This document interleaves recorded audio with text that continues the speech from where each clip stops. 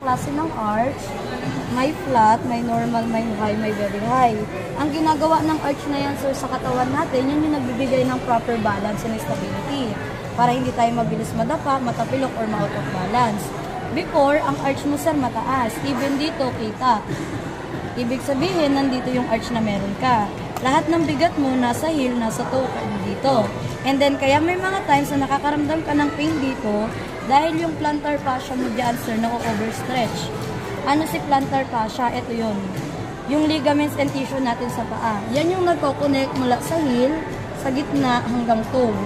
That's why sumasakit si talampakan, kasi na-overstretch to. That's why pag matagal ka naglalakad, nararamdaman mo yung pain kasi nagkaka-micro-tearing. Since nababanat siya, and then yung sa toe mo, kaya sumasakit, dahil lahat ng bigat at pressure ng katawan mo sa dito.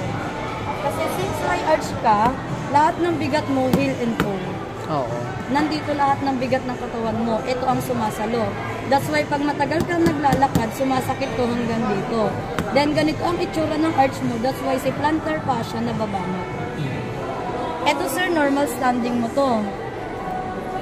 Pero may heel pressure na. Pero yung tendon mo, iba, pronated.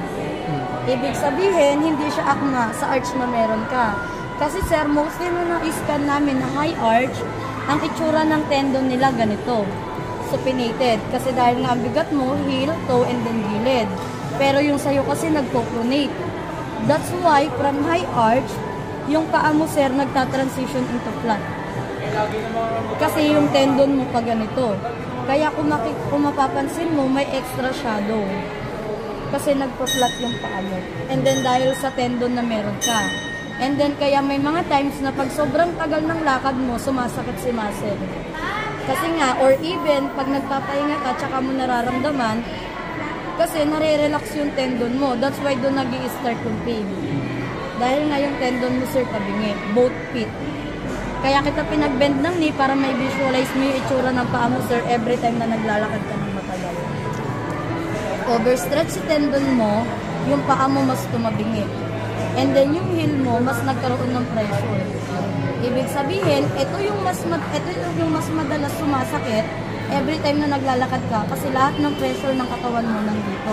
Lahat ng bigat na meron ka, every time na nag-exert ka ng effort, based on studies, sir, nagta-twice, nagtitriple. So kung ano yung weight mo ngayon, pag naglalakad ka, natitriple yung dinadala ng paa mo. That's why may mga times na sumasakit to. Pero tingnan mo nung may suot ka na insole. Kita mo yung nasa gitna mo, sir? Yan yung buto mo na nagpo-collapse.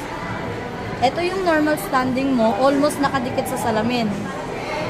Pero nung naka-insole ka, ang laki ng itinaas. And then yung tendon mo, pansin mo, ito yung normal standing mo. Pansin mo yung tendon mo, tabingi. From mula dito, pagdating dito, lumilihis. Even dito sa kabila, pagdating dito, lumilihis. Pero dito, nung may insole ka. That's why yung pinatry ko sa'yo, yan yung corrective insole. Iba-iba kasi yung klase ng insole na meron ka na, sir. Yung in-avail mo, sir, ito talaga yung price niyan, if regular. Yan yung flat insole, 12,000 ang regular price, 2 years warranty, pag nasira, pag na-worn out, papalitan ng bago. And then, ang ano niyan, sir, since naka-promo 1.8 or 1.4. Kasi yung 1.499 namin, para lang siya sa mga gumagamit ng mga HMO. Pero if wala kang HMO, 1.8. Pero sir, meron din kami yung preventive. Itong preventive para saan? To prevent the problem na maging severe. Kasi pag naging severe yung problem ng paa mo, sir, ang magiging ending ng ano mo, sir, ganito, knock knee. Kasi pronated ang paa mo, sir. Susunod kasi yan tuhod mo. And then ang tuhod natin, sir, yan yung pinaka ano natin. Yan yung pinaka may sensitive na part ng buto. Bakit? Kasi nagtitwisting yan. Pag lagi tayong naglalakad, laging nagtitwist ang tuhod.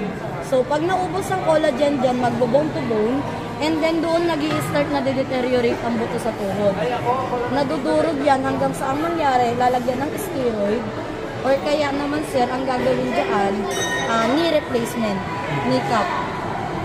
Pero pag halimbawa, syempre, pag may nabago sa katawan natin, pati lifestyle natin mababago. Kasi pag may bakal na ang tuhod, every time na malamig, masakit. Yun yung agapan mo, sir. Kasi ang tendon mo, tabingi na. At anong edad ka ba, sir, ngayon? 31. At the age of 31 po, dapat ang tendon natin, sir, dapat ganito. Ganyan. Kasi yung ganitong tendon, sir, nakikita yan mostly sa mga senior. That's why kung may napapansin ka, every time na naglalakad ka ng mall, may senior na standing, sir, nakaganyan, tapos nakaganon. Oh. Meron namang senior na nakaganyan. Ibig sabihin, ang ano nila, sir, ang tendon nila nakaganyan. Which is, yan yung tendon na meron ka before. Pero dahil yung tendon mo nagpo-pronate kasi nga nagpa-flat yung paa mo, ito na yung tendon na meron ka. Knee, ang unang titirahin sa'yo niyan tuhod. Ngayon, sir, wala kang pain kasi bata pa naman. Pero syempre, habang nagkakaedad na nagkakaedad, yung buto natin na-deteriorate. So, mas mabilis siyang rumurupok. So, at the age of 40,